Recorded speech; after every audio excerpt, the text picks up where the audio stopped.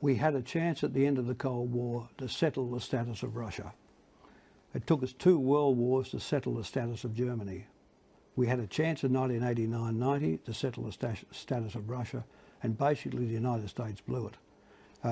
And what did it do? It extended NATO into the boundary of Russia to the west. Hungary, Poland, the Czech Republic, the Baltic states.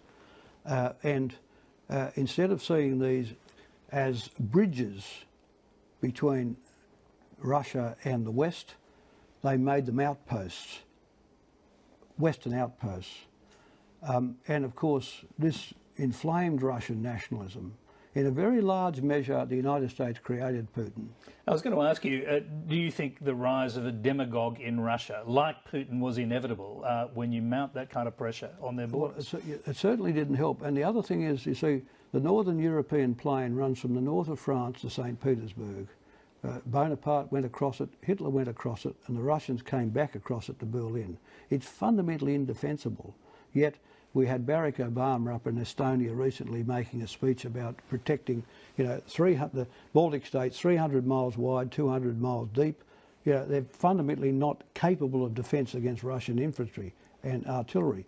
So we've made these, we've bitten off pieces of the pie crust when the Russians were weak.